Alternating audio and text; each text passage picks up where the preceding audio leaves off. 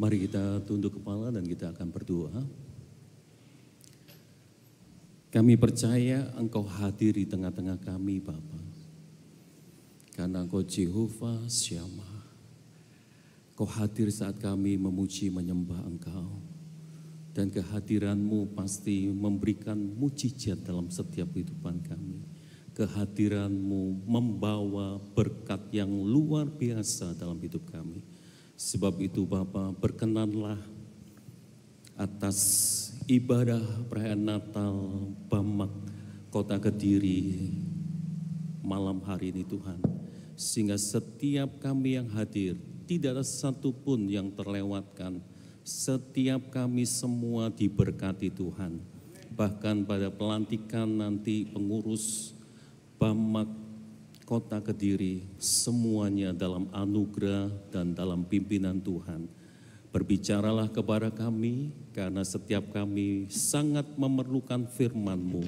Firman-Mu pelita bagi kaki kami dan terang bagi jalan kami.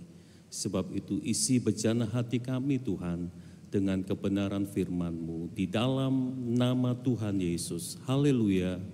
Amin. Puji Tuhan. Silahkan Bapak Ibu saudara kembali. Shalom Bapak Ibu saudara. Shalom. Wah, senang berjumpa dengan Bapak Ibu saudara pada malam hari ini dalam perayaan Natal dan sekalian nanti ada pelantikan pengurus Bamak Jatim. Sebab itu saya ingin memperkenalkan pengurus Bamak Jatim Bapak Ibu saudara kasih Tuhan. Karena pepatah Jawa kan mengatakan ya Bapak Ibu saudara, kalau tidak dikenal maka tidak disayang. Sebab itu kami pengurus Bamak Jatim ingin disayang Bapak Ibu saudara. Aduh, enggak ada yang amin Bapak saudara. Amin. Puji Tuhan. Sebab itu saya perkenalkan yang pertama hambanya Bapak Pendeta Kabul yang kita sebut Pak D. Beliau penasihat kita dari Bamak Jatim. Mohon bangkit berdiri Pak D meskipun dikenal ya. Beliau adalah penasihat dari pengurus Bamak Jatim dan yang kedua adalah sekretaris umum kita yang sudah berkali-kali menjadi sekretaris di Bamak Jatim. Bapak Karunia Sibua, boleh bangkit berdiri. Yang ketiga, ketua satu yang membidangi kepemerintahan, beliau adalah Bapak Enang. Silakan Bapak Enang boleh berdiri. Yang keempat, beliau duduk di ketua dua di bidang organisasi Bapak Istiranus, boleh bangkit berdiri. Wah, rombongan Bapak Ibu saudara. Dan ada bendahara juga satu yang hadir pada malam hari ini. Ibu Sieni boleh bangkit berdiri. Dan ada korwil yang sudah lama juga menjadi korwil Bapak Ibu saudara. Dan semangatnya luar biasa. Beliau dari Sampang. Kalau Bapak Ibu saudara pernah ke Sampang, di sana hanya satu gereja. Dan beliau ini yang ada dari GBTI. Ibu Ana, dia korwil dari Madura. Dan saya saat ini dipercaya juga untuk masuk dalam ketua umum Bamak Jatim. Biarlah kalau Bapak Ibu saudara nanti ketemu di jalan, sapa kami. Mau menyapa Bapak Ibu saudara? Puji Tuhan. Baik Bapak Ibu saudara, tidak berlama-lama karena kita akan ada acara lagi. Tema yang diberikan oleh kami yaitu merendahkan diri untuk kesatuan umat dan kemuliaannya. Bapak Ibu saudara kasih Tuhan, beberapa hari ini viral ya di televisi kalau Bapak Ibu saudara melihat tentang yang namanya merendahkan diri ini. Karena ada sebuah cerita yang hari ini sedang viral di televisi, di mana ada sebuah kebakaran yang begitu hebat di Los Angeles, di Hollywood. Bapak Ibu saudara kalau sering melihat TV pasti mengetahuinya. Konon ceritanya pada waktu 48 jam sebelum kebakaran itu terjadi, Ada sebuah acara di mana di situ pada waktu mereka menyatakan bahwa acara itu seorang bintang film itu terpilih menjadi bintang film, dikatakan di situ disurvei siapa kira-kira yang berperan penting dalam mensukseskan dia menjadi seorang bintang film. Maka angka yang disebutkan Bapak Ibu Saudara pada waktu yang pertama itu produsernya itu di angka 13, lalu orang tuanya, mamanya khususnya itu di angka 3. Maka yang ketiga pada waktu menyebutkan, saya tidak tahu kenapa acara itu bisa sampai sedemikian rupa. Maka di situ di nomor 3 disebutkan God, Tuhan. Maka angka Tuhan di situ disebutkan 0. Pada waktu menyebutkan 0 ini beberapa orang-orang di sana tertawa Bapak Ibu Saudara, sepertinya melecehkan. Sebab itu enggak heran kalau 48 jam berikutnya maka terjadi kebakaran. Saya tidak menduga-duga atau apapun, tapi percayalah Bapak Ibu Saudara kasih Tuhan bahwa ada yang maha kuasa, ada Tuhan yang menciptakan langit dan bumi. Amin Bapak Ibu Saudara. Setuju ya Bapak Ibu Saudara, percaya bahwa Tuhan ada? Aduh aminnya itu belum makan Bapak Ibu Saudara. Bapak Ibu Saudara belum makan? Sama, saya juga belum makan. Nanti setelah acara ini kita makan bersama-sama ya Bapak Ibu Saudara. Bapak Ibu Saudara, banyak konflik yang terjadi dikarenakan apa? Dikarenakan karena kesombongan, karena keegoisan yang terjadi di antara manusia.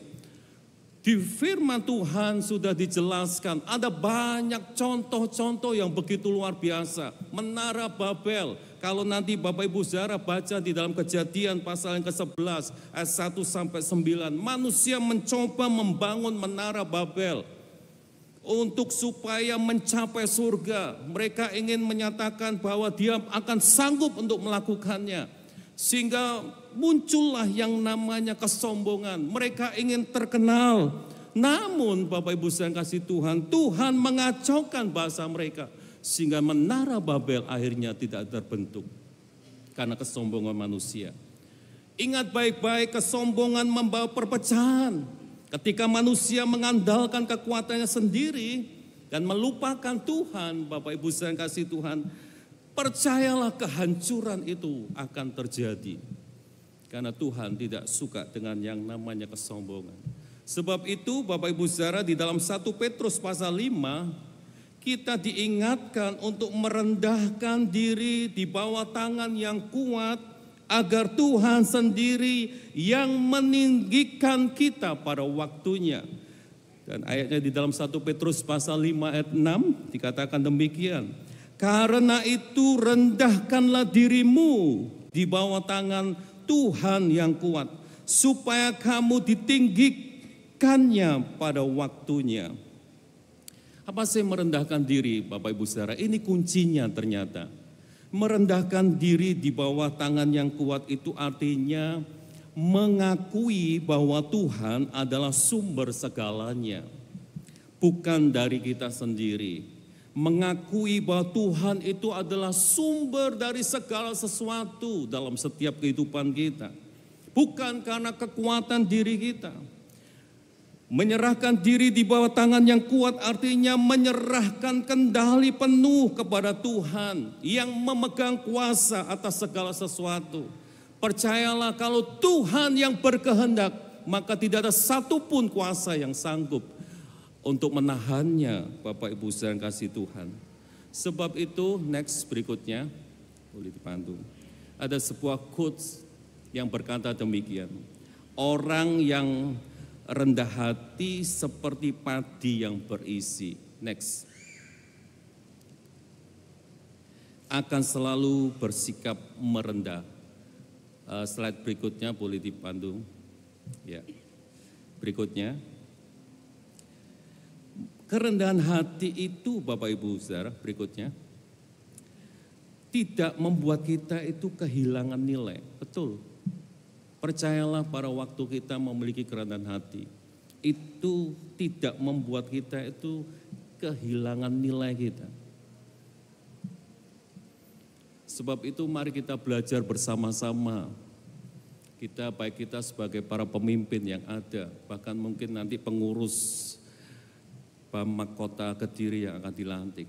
Siapapun kita, percayalah firman Tuhan memberitahukan kepada kita bahwa kerendahan hati tidak membuat kita itu kehilangan nilai diri kita. Justru akan menunjukkan kedewasaan rohani kita. Dan kita akan membawa kemuliaan bagi nama Tuhan. Sebab itu jelas malam hari ini Bapak Ibu Saudara, dampak merendahkan diri itu di bawah tangan yang kuat. Ini akan terjadi. Mungkin ada banyak hal, tapi minimal ini yang akan terjadi. Menghasilkan kesatuan bagi umat Tuhan. Coba kita renungkan kalau kita bergereja di tempat ini contohnya. Kalau kita tidak saling merendahkan hati, merendahkan diri, kepingin memimpin semua, maka di situ akan terjadi kekacauan. Tapi kalau kita rukun bersama di situ, saling merendahkan diri bersama, maka percayalah akan menghasilkan kesatuan bagi umat Tuhan. Dan pada waktu umat Tuhan itu bersatu, maka membawa kemuliaan bagi nama Tuhan lewat kehidupan saya dan Bapak Ibu Saudara. Melihat anak-anaknya bisa bersatu. Dan kita pasti mendapatkan promosi dan perkenanan Tuhan. Karena firman Tuhan berkata, kalau kita merendahkan diri kita di hadapan Tuhan, maka Tuhan yang akan meninggikan kita. Amin. Sebetulnya Bapak Ibu Saudara, apa sih yang bisa kita sombongkan dalam hidup ini? Coba kita renungkan sejenak. Saya mau bertanya kepada Bapak Ibu Saudara, kalau satu saja bisa kita sombongkan dalam hidup ini, Bapak Ibu Saudara bisa sombong. Coba kalau kita renungkan, mulai dari ujung kepala sampai ujung kaki kita, ada yang berbau wangi dalam hidup kita? Yuk coba renungkan. Ada yang berbau wangi tanpa mandi, tanpa pakai parfum? Boleh angkat tangan Bapak Ibu Saudara yang enggak mandi. Lalu dicium mulai dari ujung kepala sampai ujung kaki gitu. Ada yang wangi? Kalau ada yang wangi, ada yang bau wangi, Bapak Ibu Saudara bisa sombong. Tapi realitanya Bapak Ibu Saudara, aduh minta ampun, coba kita enggak pakai sampo 2 hari saja. Enggak ada orang yang akan datang, datang menciumi rambut kita, enggak ada. Bahkan mungkin suami kita atau istri kita berkata, bau kamu gitu. Siapa yang pernah setiap pagi bangun membuat peta Pulau Jawa? Artinya Bapak Ibu Saudara pada waktu tidur, Bapak Ibu Saudara keluar air liurnya gitu loh, sampai membuat Pulau Jawa gitu. Lalu ada istrinya yang berkata langsung lari, Papa kok membuat lukisan begitu indah, Pulau Jawa. Lalu istrinya cium-cium, wangi. Gak mungkin Bapak Ibu Saudara, semuanya enggak baik. Berbau gitu loh Bapak Ibu Saudara. Sebab itu mari kita sadar dalam setiap kehidupan kita, tidak ada yang bisa kita sombongkan dalam hidup ini. Amin. Puji Tuhan. Sebab itu mari kita belajar beberapa prinsip atau ciri seorang pemimpin yang merendahkan diri di bawah tangan yang kuat. Ada banyak hal, tapi saya berikan beberapa hal malam hari ini. Kalau 100 hal Bapak Ibu Saudara, kita akan pulang pagi.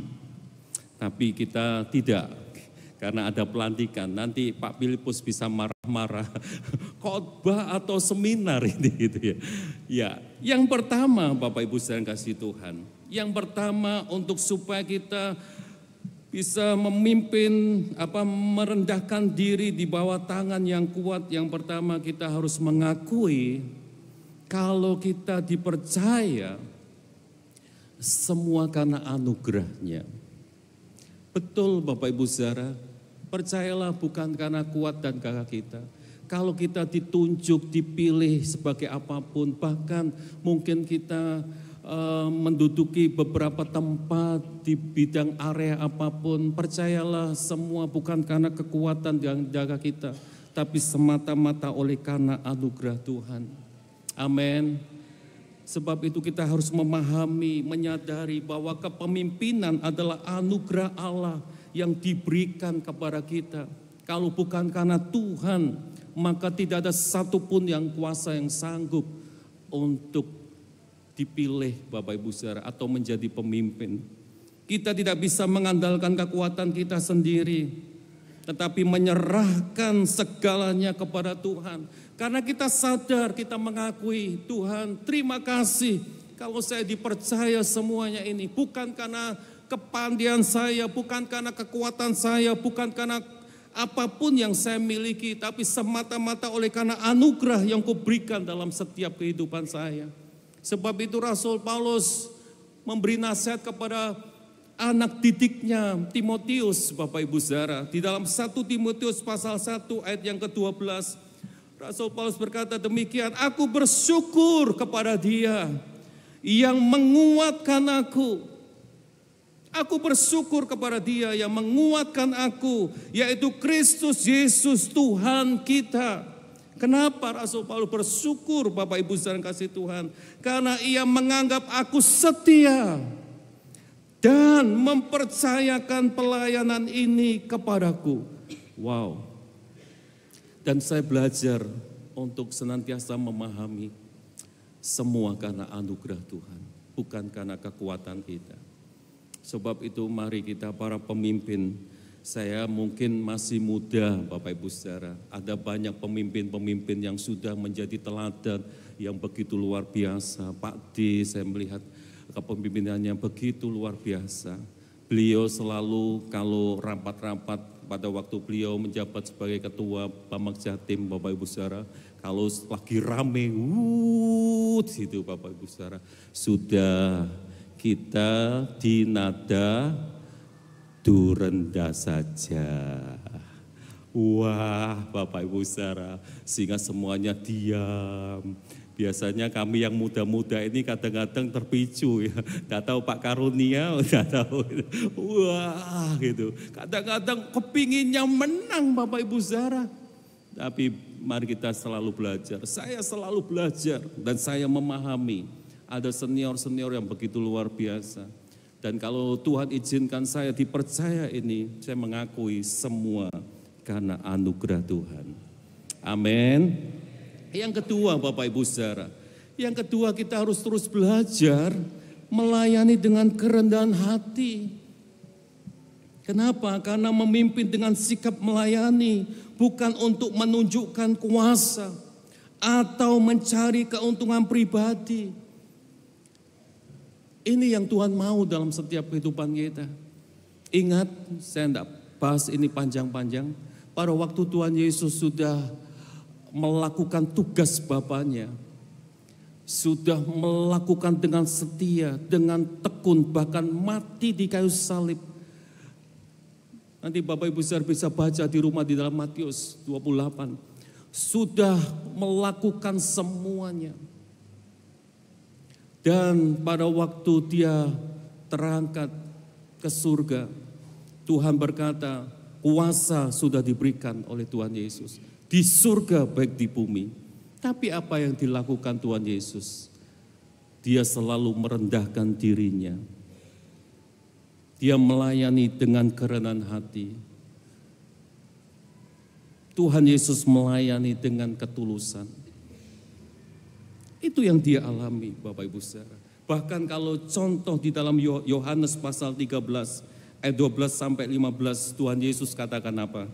Sesudah ia membasuh kaki mereka, ia mengenakan pakaiannya dan kembali ke tempatnya. Lalu ia berkata kepada mereka, mengertikah kamu apa yang telah kuperbuat kepadamu? Kamu menyebut aku guru dan Tuhan, dan katamu itu tepat, sebab memang akulah guru dan Tuhan. Jadi jikalau aku membasuh kakimu, aku yang adalah Tuhan dan gurumu, maka kamu pun wajib saling membasuh kakimu.